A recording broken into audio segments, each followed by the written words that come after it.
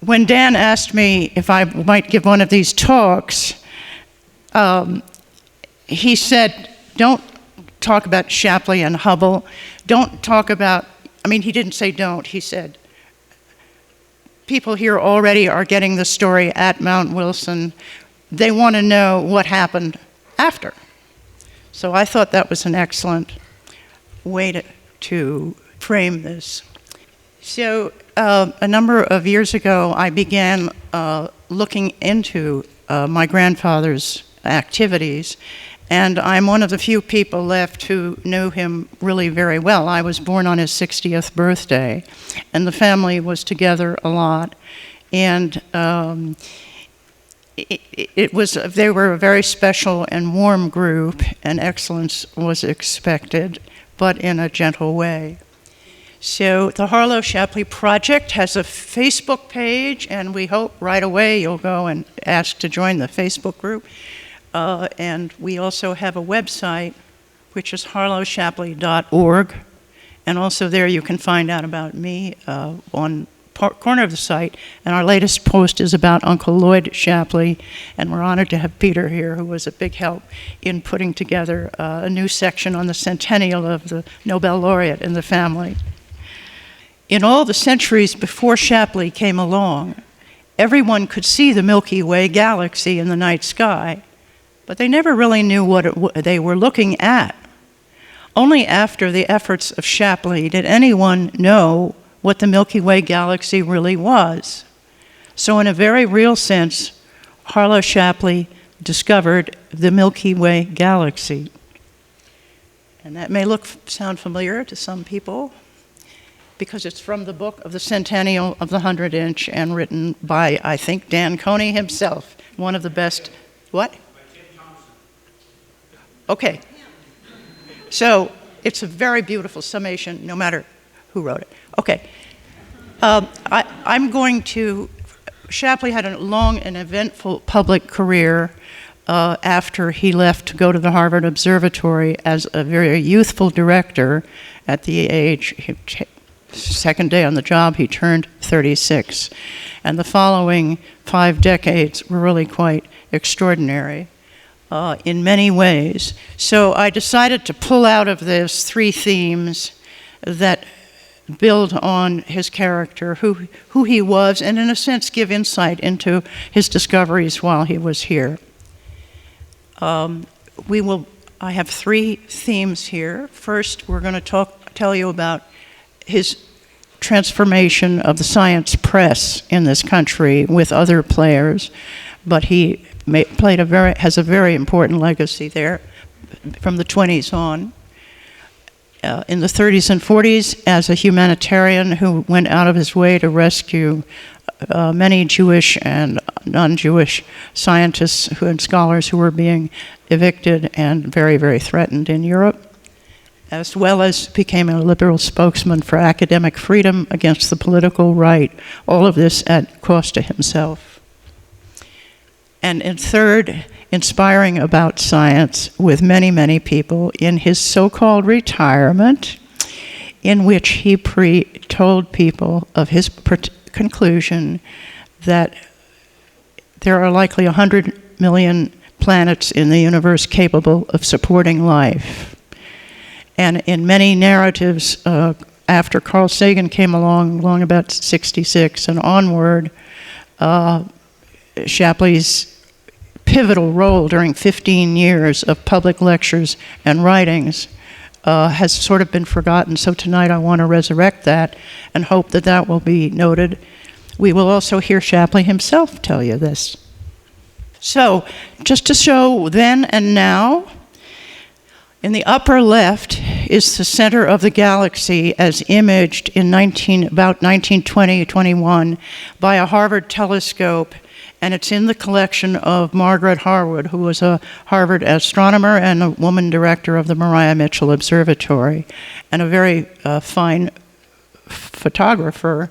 She has a number of very important photographs, but she clearly had kept this in her collection because it showed the center that was as defined and seen in Shapley's day.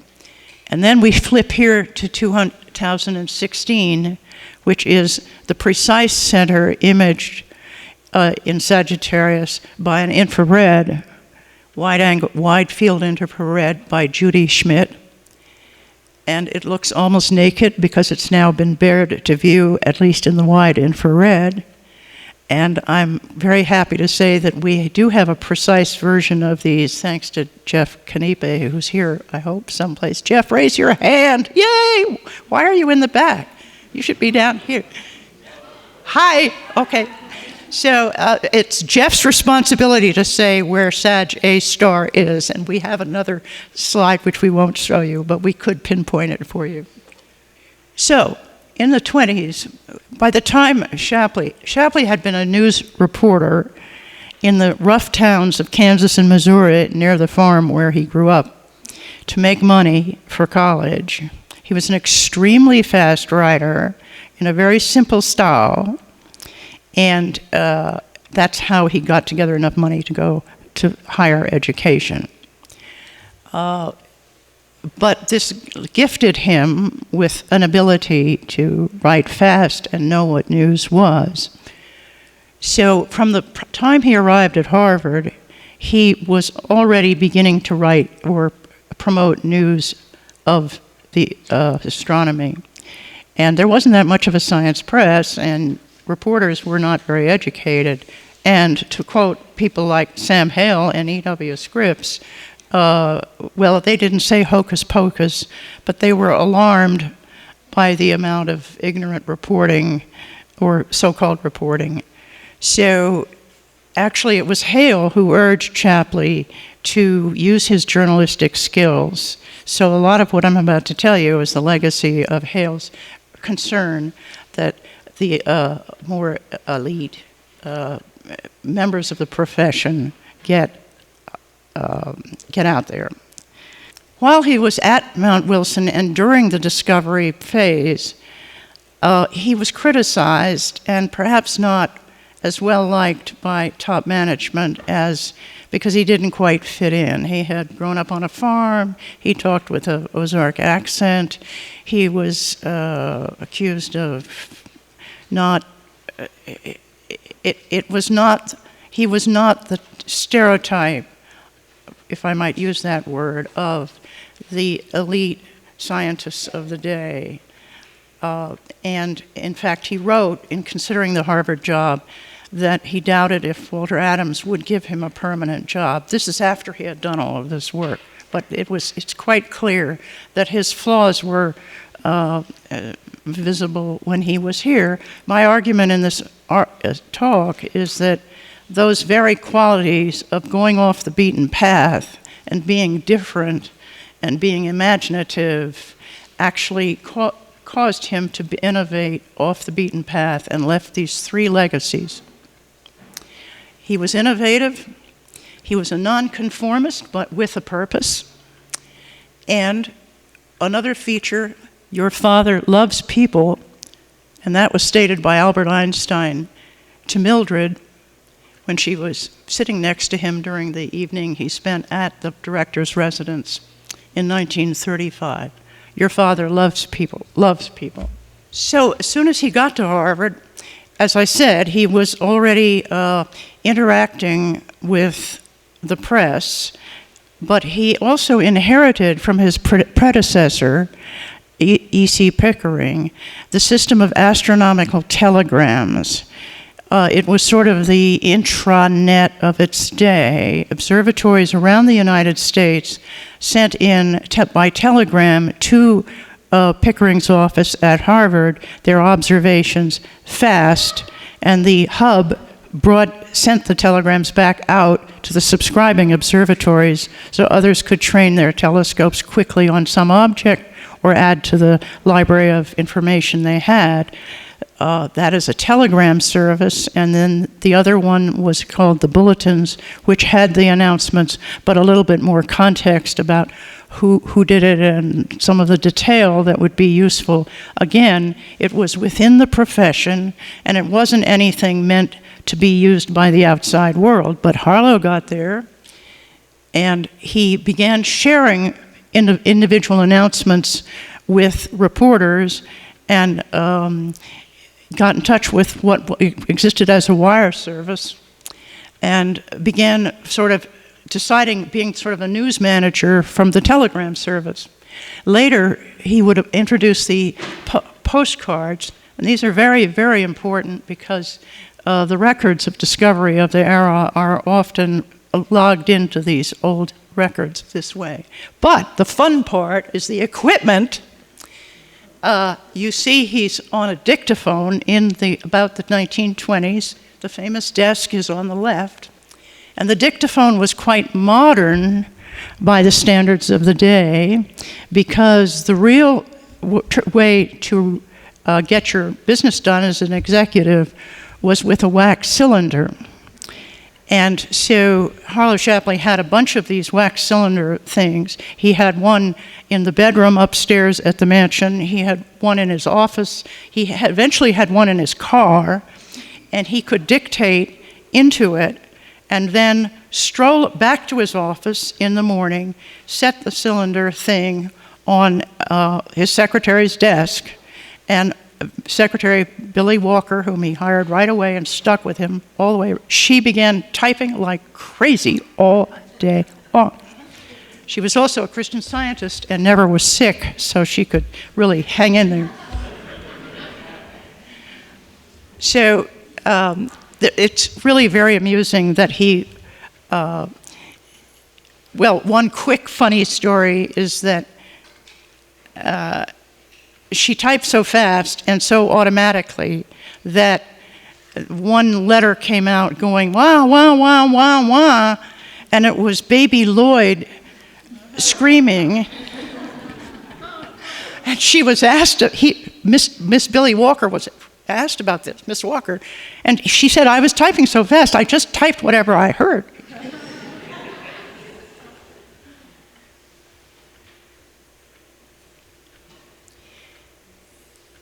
I need to credit Science Service, and I thought I had a slide there, but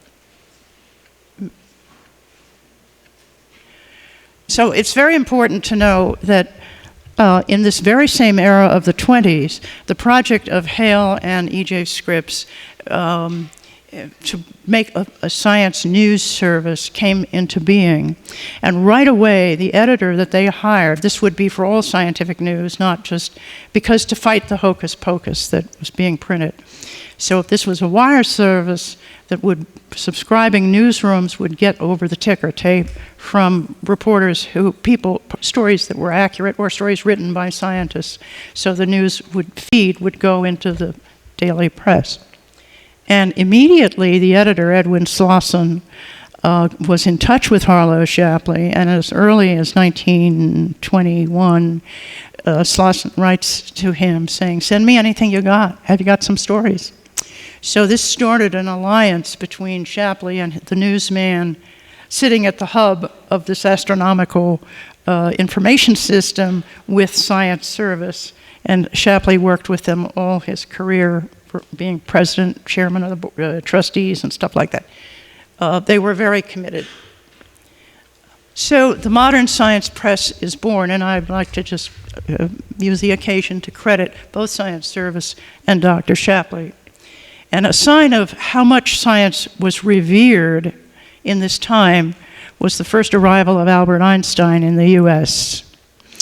And his boat came to the Battery on Manhattan, and a crowd that has been estimated at 20,000 were there to greet him. We haven't documented the size, but he walked across the gangplank, and the mayor had sent a car, and it was not a ticker tape parade, but thousands lined the route. But in case you got complacent, the anti-science element in our culture was very prevalent and most expressed when the teacher in Tennessee, John Scopes, was barred, I think, by the Tennessee legislature or a court. And the Scopes trial of 1925 in Dayton, Tennessee, was the litmus test, main event of the growth of science press in America. And here, from my box at home, is the telegram from Clarence to Dr. Shapley, asking if he could come down and testify in defense of scopes. Clarence Darrow assembled quite a lot, tried to get everybody there as fast as possible, and they had to be in person. And Shapley was actually unable to attend, but it's a sign of how important it was to push back and find. This was going to have clips of the New York Times briefings that he began giving at the end of every year, astronomy highlights of the year, and Shapley would be in, I don't know exactly where, with his reporter contacts and relay in layman's language with a pre-written text great things that had been done. And also he was talking about this all year long anyway, and it's not hard to show you 1925, 26, also 29, 30. Thus, it's Harlow Shapley on the East Coast with his news network who is reporting to the world the discoveries of Edwin Hubble and others at other observatories. And of course, he had to state everything correctly. I mean, he was one of them. It's a peer system. But, there are records that certain people were very jealous and upset that Shapley was out there in the limelight, seeming to take credit, maybe not really. And a very good example that's relevant here, Tim was pointing out that you can almost see the 200-inch on a good day from here. In 1928, the Rockefeller Foundation made two momentous decisions. One was to fund what Shapley had asked for, which was a 60-inch telescope. That's on obviously the scale of this. It turned out for the new station in South Africa to get the Southern Hemisphere viewing up to speed. And that went through. 1928, it was announced by Rockefeller that a 200-inch would be built by Caltech and Carnegie and not by any East Coast observatory. So from 1928, Harvard people, everybody knew who the winner was in the next generation of the observational science. You could define that as losing, except Shapley went on to map the galaxies here with the surveys that were available, and with a woman astronomer published the definitive catalog, which was never needed to be revised until 1981. He spoke a lot and fast, and also was very eloquent because of his classics training and Latin, poetry, and Greek, and Tennyson. He liked Tennyson. And so here's an example of how that matured right away. This is a quote from Cecilia Payne. Does everybody know who she was? No? Yes? Okay.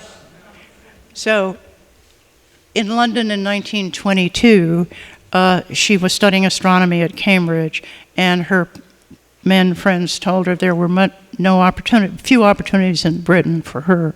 She was passionate about the field, and one of her friends took her to hear the young astronomer at Harvard, Harlow Shapley, and Cecilia wrote after, and this is in her, he spoke with extraordinary directness, conveyed the reality of the cosmos in masterly strokes.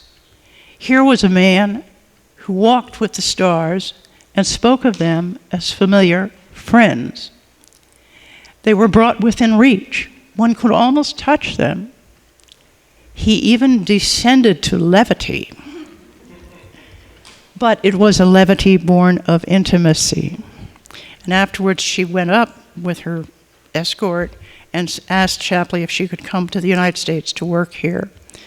And he admitted her, and you may know that she did an extraordinary set of research on the chemical composition of the sun, finding that it was helium and hydrogen, and this became her PhD thesis.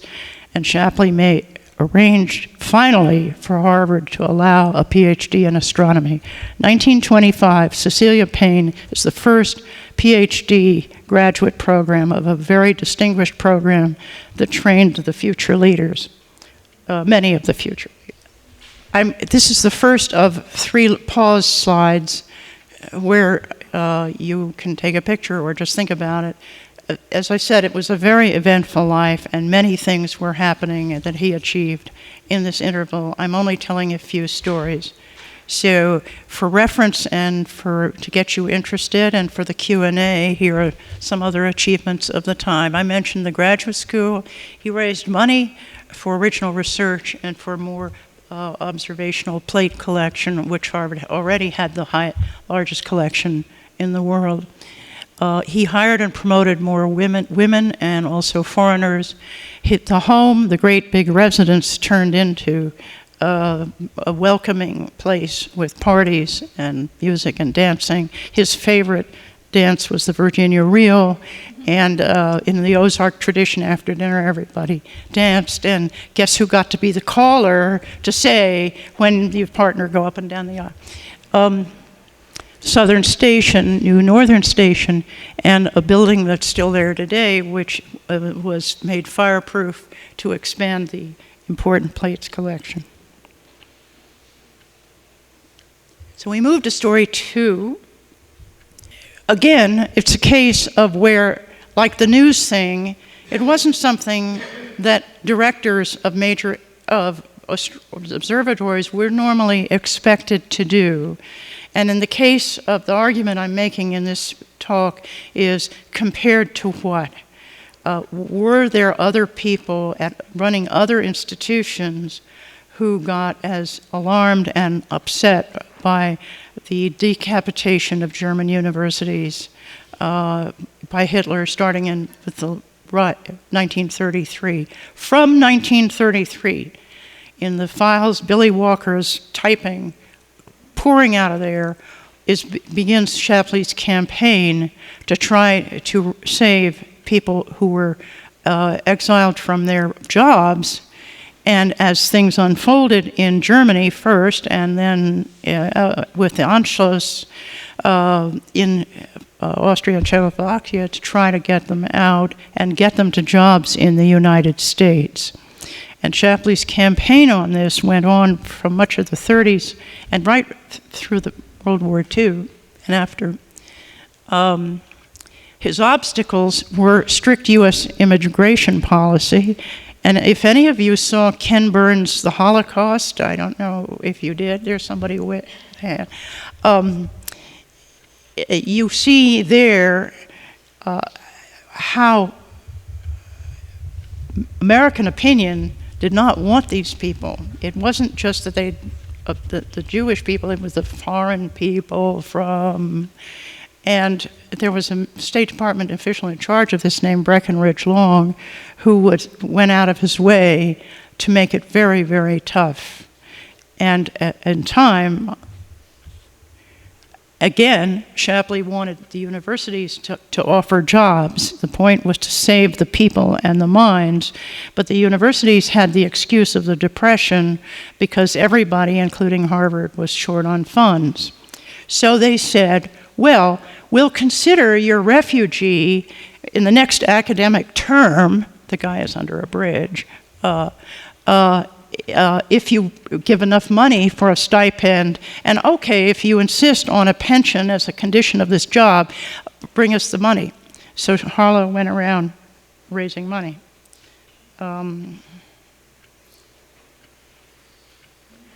So here we are. On the left is Bessie Zaban Jones, and on the right is Harlow Shapley at about this time. And I never liked this picture of Granddaddy. He never glowered at us like that. And it's not the guy. But when a couple of weeks ago I dug out Bessie's article, if you don't mind my calling her Bessie, it's because of the lace collar. You know, the lace collar sort of fits, but she's Jones also. I realized that she is the only author of an article about Shapley's attempts to rescue, successful and unsuccessful, published in 1984 in the Harvard Library Bulletin. And that made me look up Bessie, who's not very well known. She's available on Find a Grave, where I found this picture.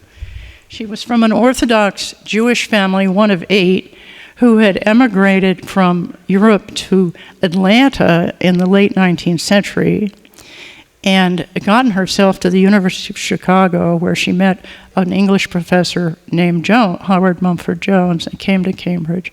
So she was in Cambridge as an adult, a married woman, and she wrote a history of the Harvard Observatory, co-wrote it, and she noticed there was a gap, that in the histories of the place and writing about this and that, nobody had really mentioned this activity by Harlow. She went to the archives and found the records. So one of the pictures of this talk is I've seen the records, the folders of the individuals, and then thick folders that probably have many people he was working on through a network.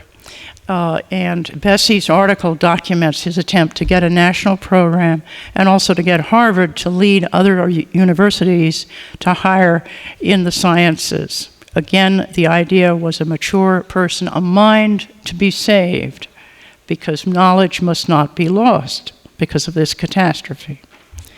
And the security that a senior person would have an annuity of some kind. But I do need to note for this talk that the primary rescue effort that emerged in this turbulent, unfolding time was that of the Institute for International Education in New York, which, as things shifted around, became the primary catalyst for arranging jobs for scholars, artists, who needed. You could not get a visa to the U.S. unless you had a secure job offer, because otherwise you could be a public charge. And U.S. immigration was not going to admit anybody who didn't have a secure job waiting for them on our end. So the job had to be fixed up first, and then the application. I don't know if this sounds familiar to you, but there we were in the 30s, 40s. So the list of people who were saved and came to this country and contributed in the IIE report is astonishing. And the Shapley operation was somewhat less huge, and eventually the funding went through that other operation. Of course, he brought more people. He picked some very important people he wanted to have in the observatory staff. And he was very proud of this photo taken in 1939 of the foreigners there, and the foreign group. And you see Cecilia, who was British, and you see Bach at the lower, who was Dutch, and there's Canadian. But then as this situation unfolded, and he found good people wanting to come, he brought them in. And we have circled Richard Prager, who said this. Richard Prager, the famous, Bart Bach said this of Prager. Richard Prager, the famous variable star observer at the Berlin Observatory, told Bach, quietly and seriously, that every night at least 1,000 Jewish scientists were saying a prayer for Harlow Shapley's humanitarian efforts, which helped save them and their families. What were the results? On the left is Philippe Frank, a very good physicist who was Einstein's one of his best friends and later his biographer. And Harvard did offer him a position in the Harvard physics department. And that's a photo of him in roughly the period. And we can't credit Shapley with this catch specifically, but because others, the physics community knew each other. And on the other hand, Shapley and Einstein were very good friends. and it's solid in common causes. And what I'm telling you is that Shapley is with his dictaphone upstairs in the big house, and as often happened, there's music downstairs, and he knows one of his parties is underway. And Bessie's article says he closes out the letter saying, I must go downstairs because Madame Frank is teaching us the mazurka. And this is later from the 1940s about U.S. immigration policy. And you see the situation, and I think you can quickly recognize the characters. There's a Statue of Liberty yearning to be free, and behind her in line is somebody that looks familiar. So I really believe that Grandetti got somewhat radicalized by the amount of rigid nationalism that was rampant in the country, and that was very much against his beliefs. And I don't know, tonight, we're glad you're here and you're not at the opening of Oppenheimer, which I'm sure you turned down to come up here. But if you do see the movie, or better yet, get the book, wonderful book, the biography, American Prometheus, both of them will send you chills about the extent of the hostility and suspicion of networks of foreigners laced with Jews, communists. Harlow says in his memoir, the FBI worried about it, but we didn't too much. We figured that anybody who came from Eastern Europe, Poland had been overrun, of course, and the Eastern European areas, we figured they probably had some communist associates or knew people, but we didn't care. In other words, we knew we could move the system to get the distinguished people once they could be found jobs. So he was a little insouciant in his usual way. But in fact, the FBI started trailing him from 1946, and earlier, or even before then, the House Un-American Activities Committee they had him in their sights. There is no question about it. So that made him even madder, and he spoke out in his eloquent way. This quote was used in the New York Times obituary. This version of it is in a personal letter, and I'll read it. I am exceedingly unhappy when I see injustice. I am neither Negro, nor Jew, nor Jesuit, nor communist.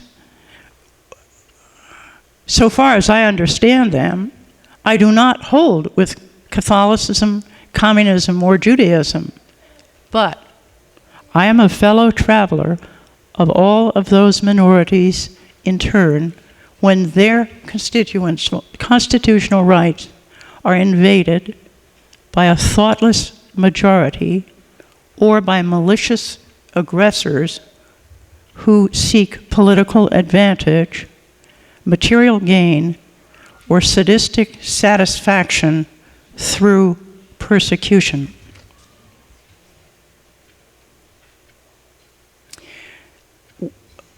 We're going to skip over his liberal activities, but they are extremely in the record. And as he stood up for academic freedom against legislation and the muzzling of the Hollywood 10, he is on an NBC broadcast with the movie stars representing Harvard. This is Harlow Shapley of Harvard College Observatory, and I think the House Un-American Activities Committee should be abolished. And this is a really important phase. Some of his positions maybe don't look that good today. Some are really important. The anti-lynching bill, for example.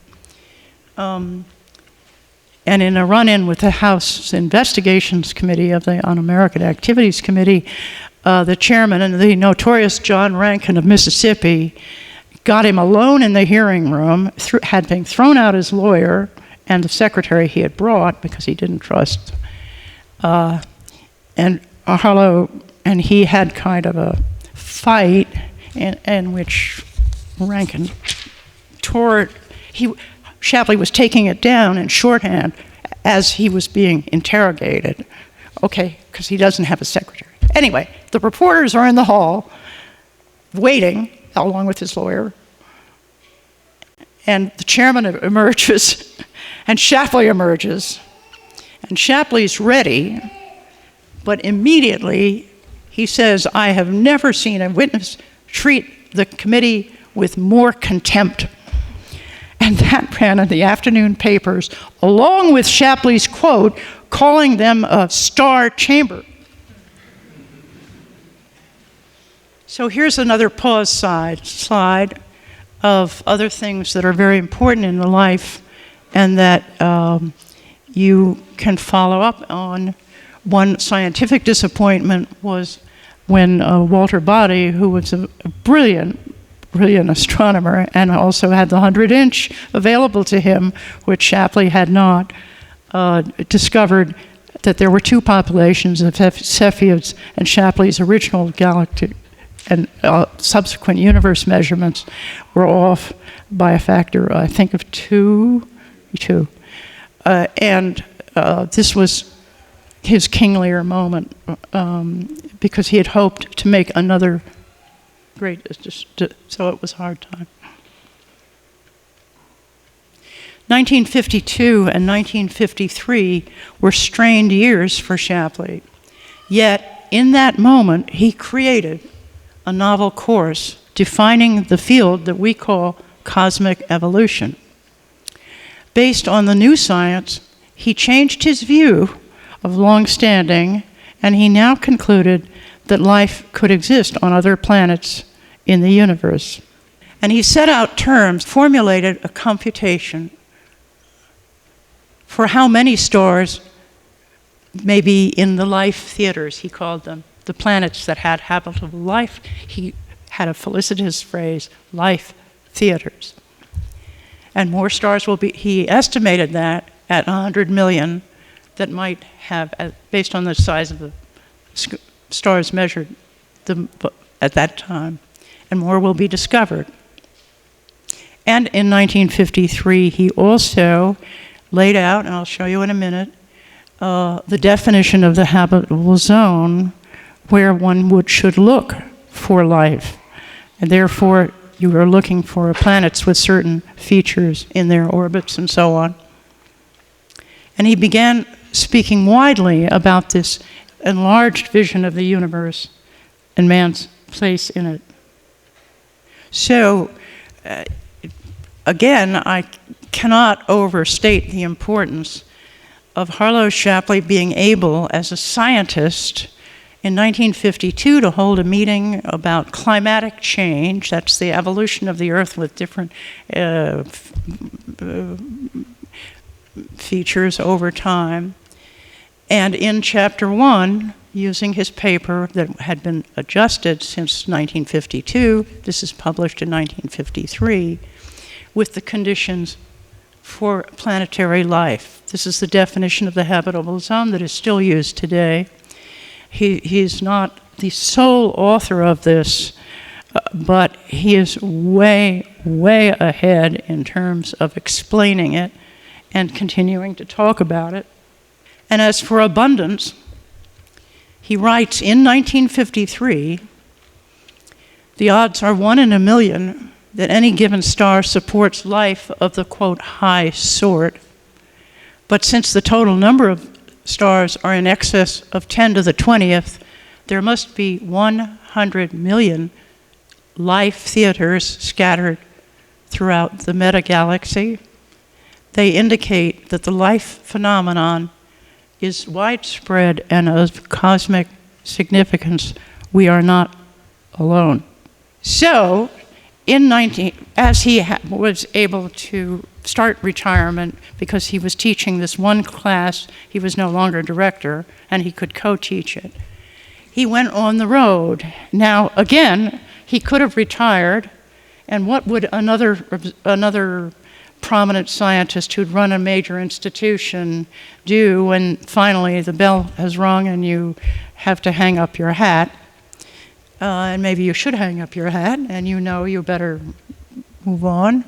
And instead of a quiet and possibly prosperous retirement, he went on the road and chose to speak at underserved institutions, mostly in the Midwest and in the South.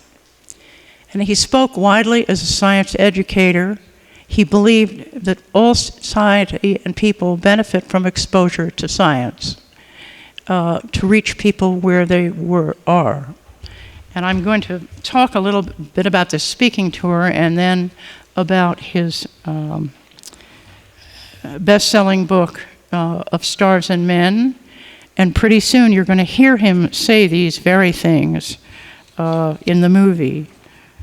But first, I'm going to put on my glasses to talk about his expense account in 1958, because first he's on the road. He's choosing to be in North Dakota among the schools he's going to speak at. And as it happened, he was there in Albion, South Dakota in October 4th, 1957, when Sputnik went up. And Sputnik's arrival, which actually I remember, it's sort of like 9/11 was in later, and the shock everywhere. So there's the astronomer giving talks in 3 towns in South Dakota, and he writes back to the Phi Beta Kappa people, I couldn't have rolled them in the aisles because the aisles were packed. And there it is, the Sputnik headline. I feel I'm giving you a lot, and I think in the Q&A you should feel free to have at it. But it's important to cover. I've done a lot of research on this, and he was an amazing guy. It's really a privilege to have known him.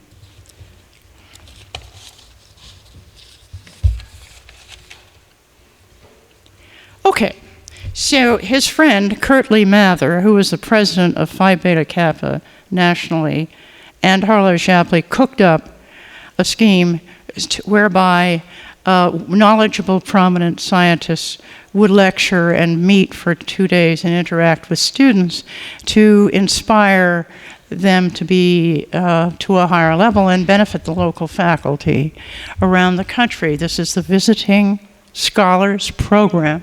And I put the website because it's going strong today, actually in the original format. So I called them up, and they happen to still have the correspondence with Shapley and Francis Robb, the administrator of the program, who was in charge of scheduling him and his expense account, and from which he had to get for reimbursement while he went around the country. So he can't write in shorthand because she doesn't know Greg's shorthand, and therefore we can read his notes in the expense account file.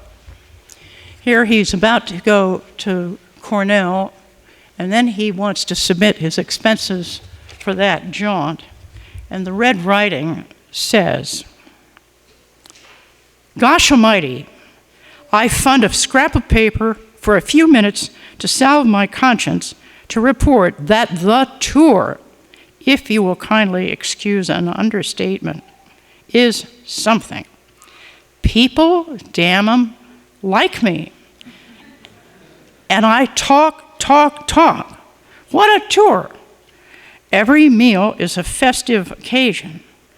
But, Dr. Shapley, what's this about Hoyle and about flying saucers and Russian spies?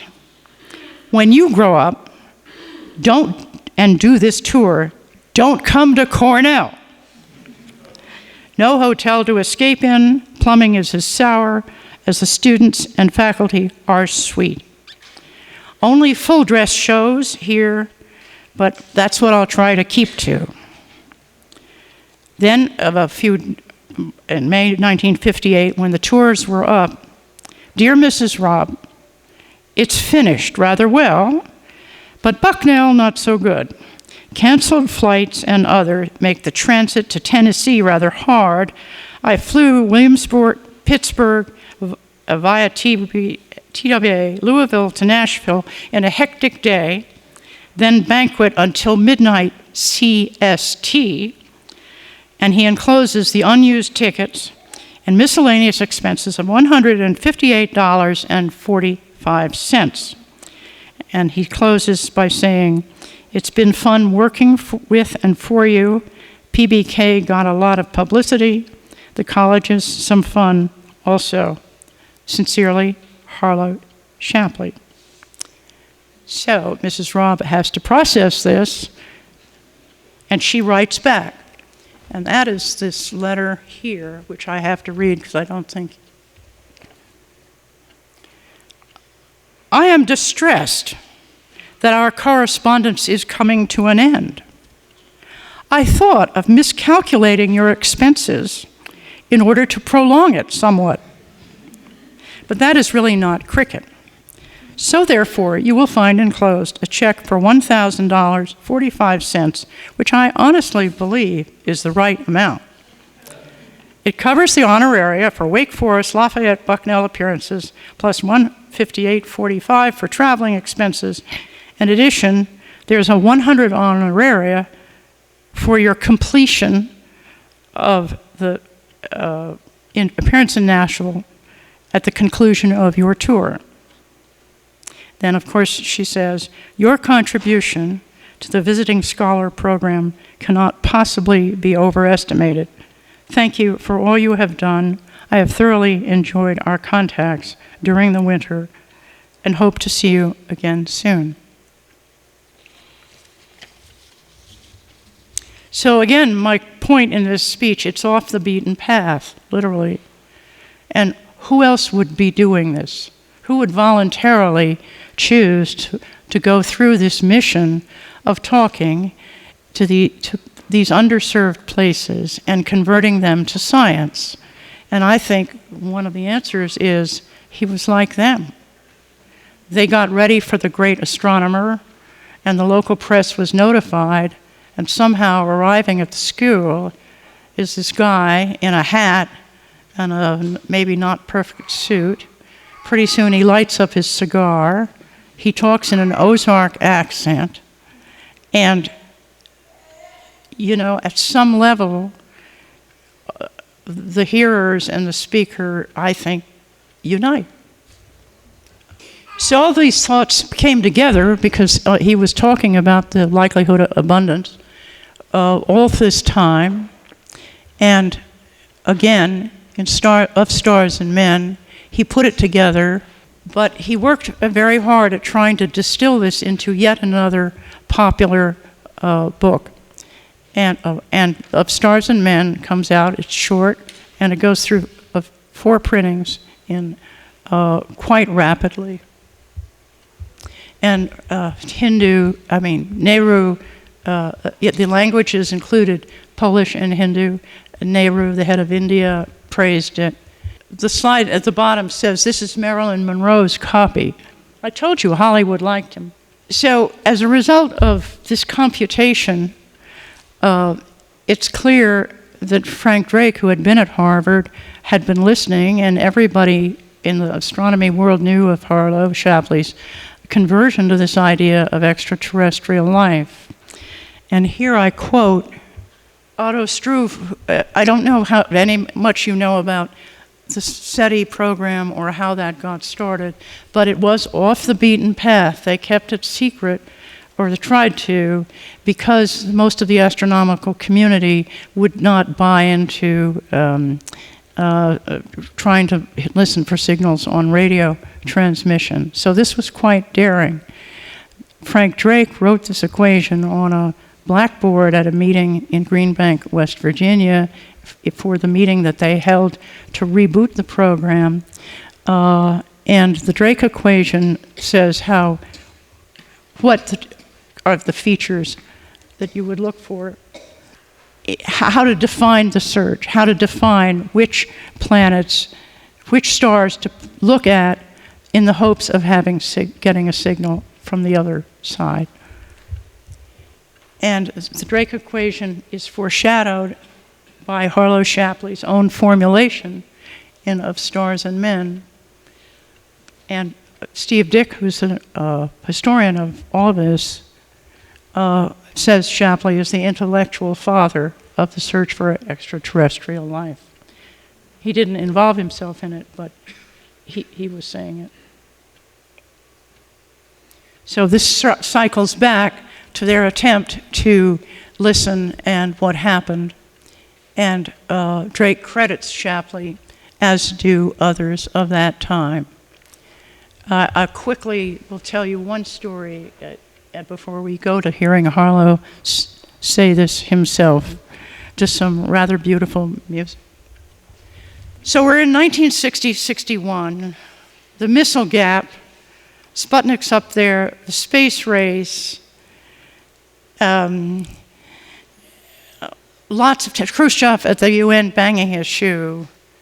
So the big minds have to come together to tell people about this idea that there could be aliens out there trying to contact us.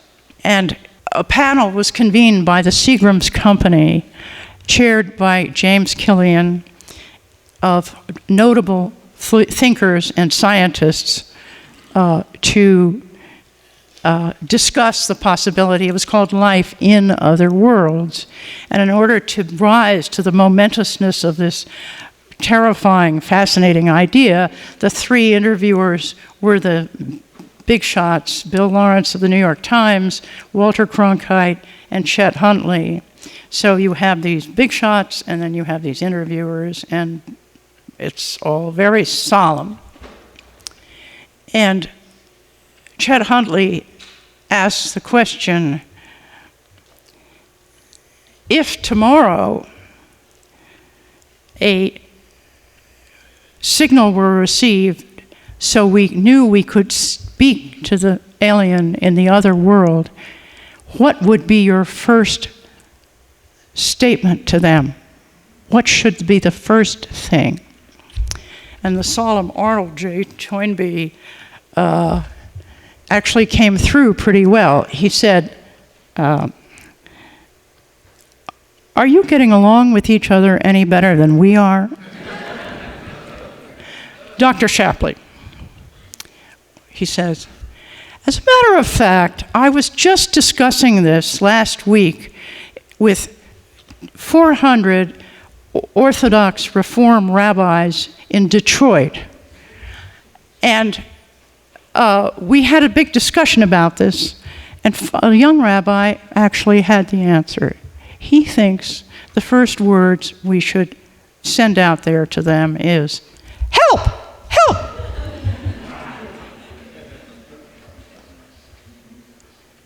So he went on the road, continued on the road, obviously, in this phase, and I had others. This is a triumphal tour to Australia. I say triumphal because the press coverage was just fascinating. And there he is arriving in a good suit, looking very elegant, greeted by a representative child. I believe this gentleman is saluting. In fact, the airplane has just landed. And I love this photo, which is in the same part of the Harvard collection. And he's got his cigar, and this lady has got her cigar.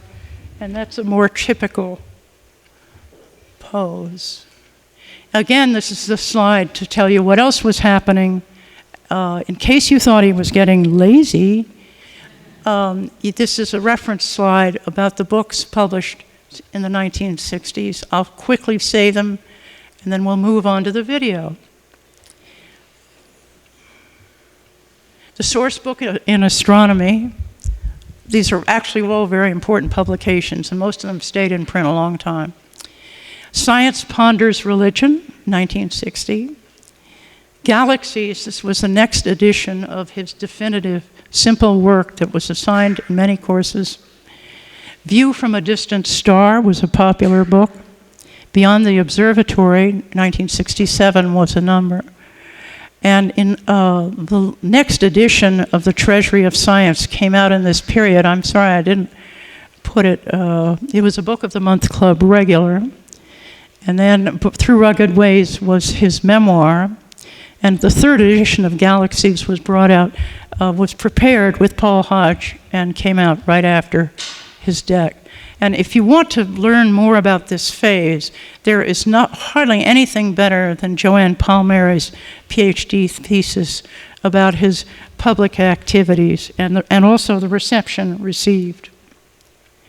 Steve Dick, through the 1950s and much of the 1960s, when age forced him to step back, Shapley was the only prominent, credible figure spreading the idea of life on other worlds. And he was the Carl Sagan of his time. The Einstein-Shapley-Hubble image of an enormous universe with this Earth stuck in one quarter of a galaxy among billions formed an important background to all arguments on the plurality of worlds after the 1930s. Shapley was no Dante, but the worldview that he expressed in Of Stars and Men was an influential image for the 20th century, no less than Dante's Divine Comedy was for the Middle Ages. And then, before we go to the video, here's some summations. He forever changed our view. Bach said this a bunch of times. I didn't pick the exact one that would fit into a line, but he was often compared to Copernicus. Cecilia said he was the best conversationalist I have ever known. And Owen Gingerich has said, today's public funding of science owes much to the indefatigable efforts. The sentence ran off. The final quote is from the FBI Boston office when they ended surveillance because they were giving up. He is a stubborn advocate of his own ideas and one of the supreme egotists of our time.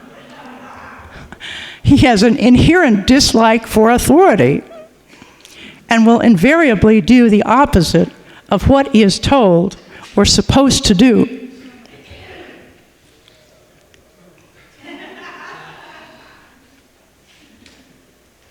So, since you're going to be looking at the stars, I thought it would be nice to wrap up to hear him say this.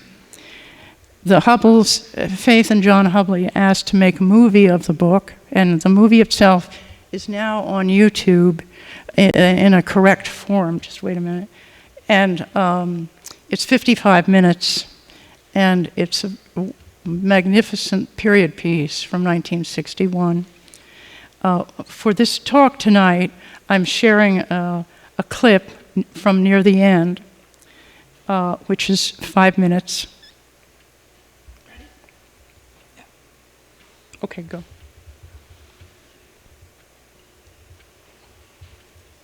In our search for life, we're therefore left with the planets. Only on a planet's surface can we expect to find suitable conditions for life.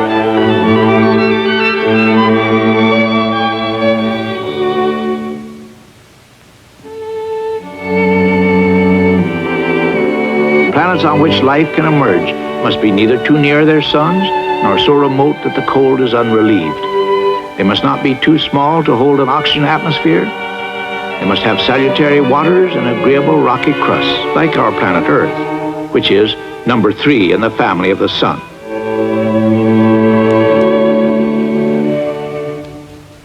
The fact that life started on this undistinguished planet, on the Earth, and succeeded in holding on and growing here naturally is by itself nearly enough assurance that life is a cosmos-wide occurrence.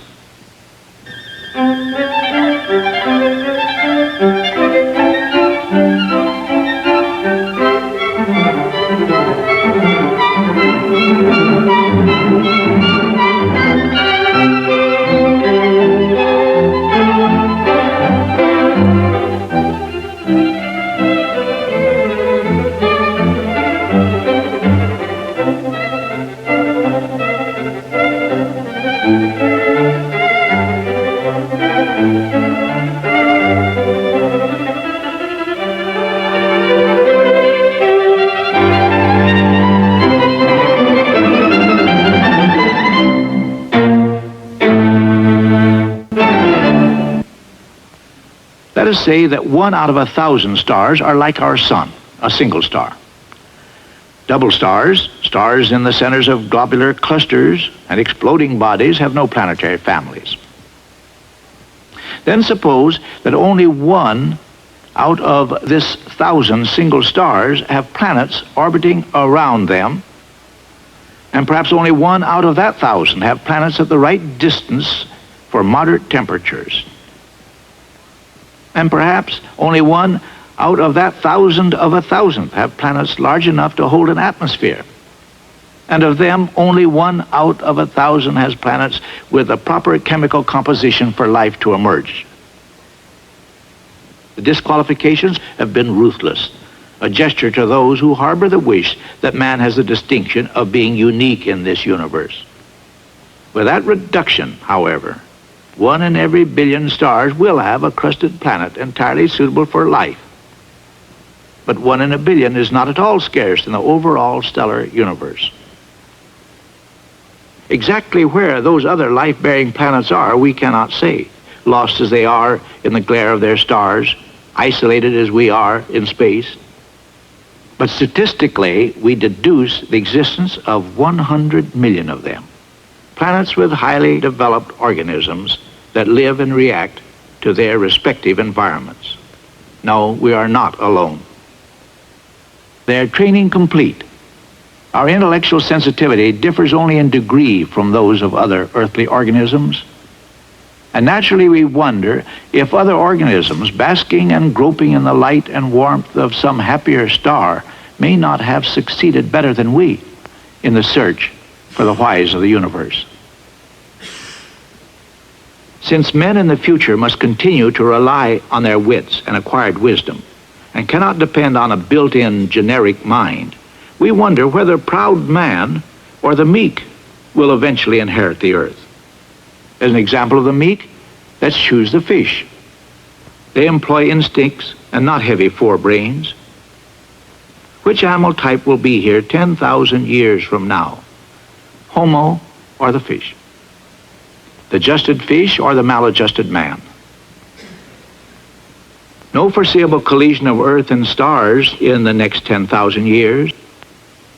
It may be, however, that the men of the future will overcome our shortcomings and build out of our thoughts and acts a finer mental and social structure, one that is in better keeping with nature's heavy investment in the locally dominant human race.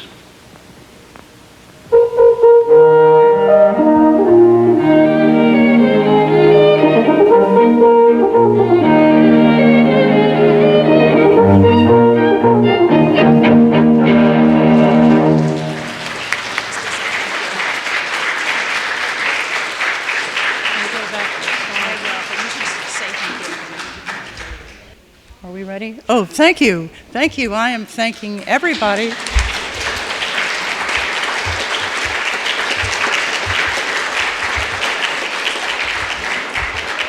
Thanks to the Mount Wilson Institute and to Dan, especially, who has been a masterful arranger of this thing. And I think the whole family would like to thank what the Institute has been doing and Carnegie to advance the legacy of the Shapleys. And then for this presentation, we had Chris Barelick, who did with the video, Dr. Wendy Rocks, who's a very skilled presenter, Kate Cortese, who some of us have known, and then with the project, the programmer Sophia Oja, Jeff Canepe, who is here, Tom Bogdan, who compiled the complete bibliography of Shapley's publications, which is on our website, and Dale Dermott, who has been doing much of the social media. Visit us or get in touch with us this way, and thank you.